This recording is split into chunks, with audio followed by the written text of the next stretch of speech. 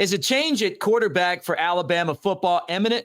We're going to talk about that. But first, welcome to Bama Tailgate Daily. I'm Mick Gillespie. Be part of what we're doing here. Join our roster. It's easy to do. That's it. Just click and subscribe. And right now, if you're one of the subscribers, when we hit 1,000 subscribers, you're going to get a chance to win. One of you guys will. A full-size Jalen Hurts Daniel Moore print from New Life Art. So be part of what we do. Say Roll Tide. Join our roster by giving us a thumbs up and subscribing. All right, let's talk Alabama football, guys, as we roll towards this big showdown against South Florida. Okay, maybe not such a big showdown, but a lot of talk about the quarterback spot.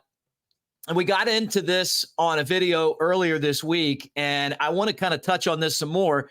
Is there a change at quarterback on the agenda for Bama? I think it is. Now, I don't know if it's full-time, if it's part-time, but I think that you're going to see Tyler Buchner. He's going to play. I think it's time to see what you got with him.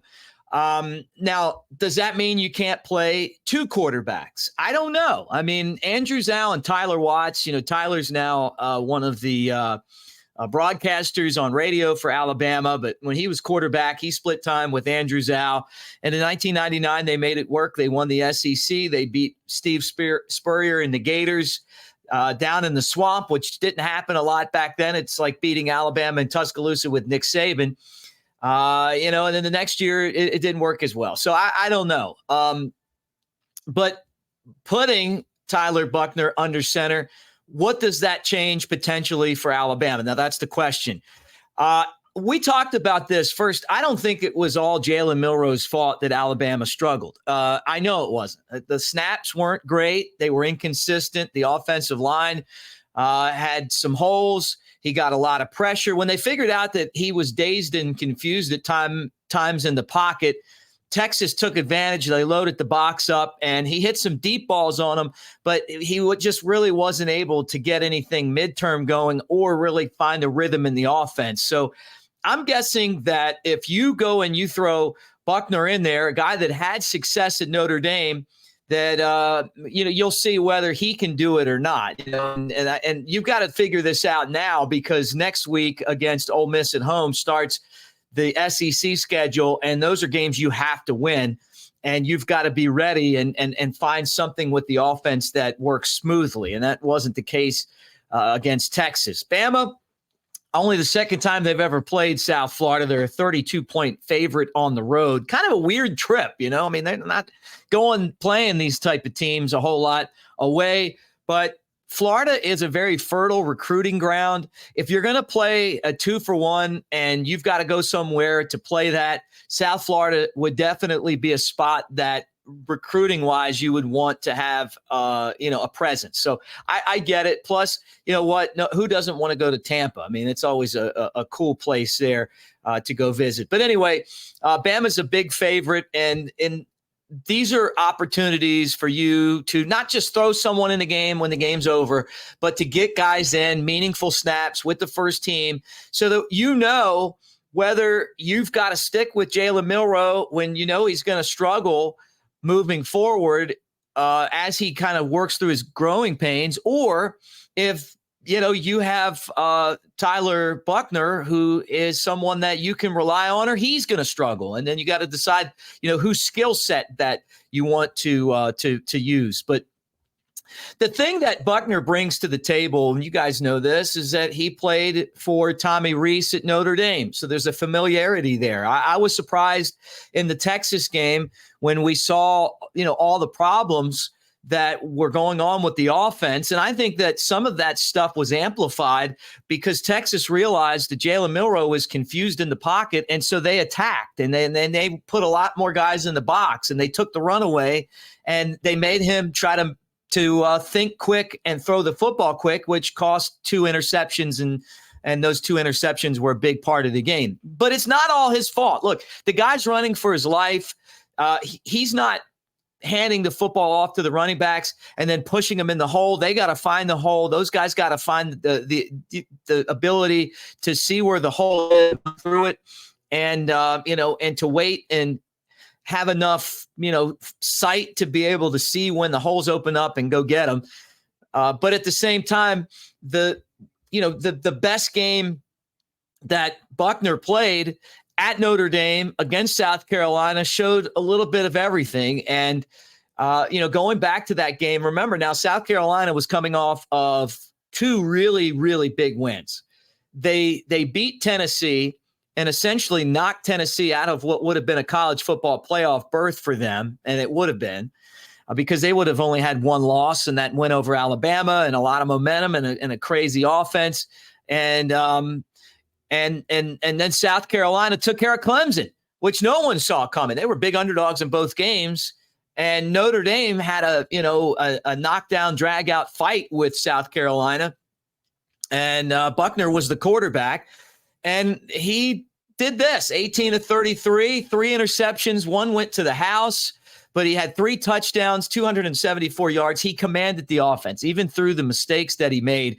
It didn't seem to get him down. He reminded me a lot of Mac Jones in that game, where even if he made a mistake, it was like he just got right back under center and worked the offense again. And if you go back and watch that tape and you watch that game, you feel like as the game's going on, he's getting better and better. And when they needed a big play, he made that, and maybe some of the mistakes he made were trying to be aggressive, but I think he's going to have better playmakers with Alabama this year. And you saw those guys make some really great catches for Milroe against Texas, and then what they did against Middle Tennessee. All right, say they make this change. Say they say, all right, Buchner, you're in, and he's a fish to water, and he commands the offense, and he gives Alabama a better chance to win. What do you do with Jalen Milroe? And I feel like this is where Alabama really missed an opportunity last year with Bill O'Brien. And this is directly to Tommy Rees. If you make a decision to move to Buchner and then now you have Milroe, can you still get him in the game and take advantage of his great speed and athleticism and the fact that he can throw a deep ball? Yes, you can. We saw it with Florida. We saw it with Tim Tebow. Urban Meyer was able to get Tim Tebow into the games. He scored touchdowns even when he wasn't the starter. And maybe that's the path that Milroe will have. Instead of just rotting on the bench somewhere, you go and you look and you say, hey, how can I use both guys? And I thought Alabama missed that chance last year to use Milroe in some spots. I was kind of hoping that they would do that, and they didn't. And so that's another challenge to Alabama. If you make a change at quarterback, it doesn't mean that you can't use Jalen Milroe. It just means that it's in a different role. And I think in life and in the different jobs that we have, that happens from time to time.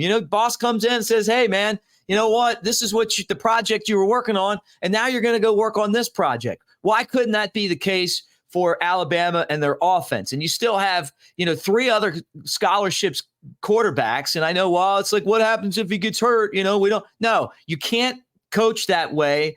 And for this team, the margin of error obviously is like this. We just saw them get dismantled by Texas. And if Alabama's going to turn this season around, and if this team's going to contend, it's going to take their best players out on the field, making plays and being part of that.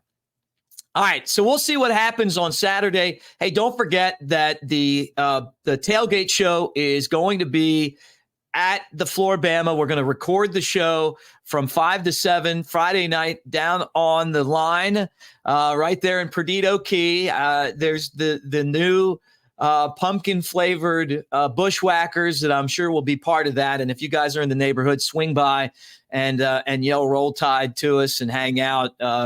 Big Earl will be performing as well. So we're looking forward to that. And then if you're, in one of our radio markets, you'll be able to hear the show on radio across the state on Saturday. That includes Jocks 2 in Birmingham and Tuscaloosa. So that's where we are right now as far as the quarterbacks are concerned. And I'm curious to see how this thing's going to turn out. We'll be following it, but Saturday is going to answer those questions. Hey, if you're not a subscriber, do it right now. Say Roll Tide by subscribing to @Bama Tailgate on YouTube. And again, when we get to 1,000 subscribers, which is probably going to happen here really soon, we're going to give away a full-size Jalen Hurts Daniel Moore print. If you already have that one and you want a different one, we'll work that out with you as well. But we thank New Life Art for that. And if you want to buy one, you're in the market, maybe you need to pimp out your man cave, you can do that too. And don't forget that if you do decide to do that, that we got a discount code for you to help you out with your cash flow. And that's Bama Tailgate. Bama Tailgate at New Life Art. I'm Mick Gillespie. Thanks for hanging out with us, guys. And we will talk to you again tomorrow.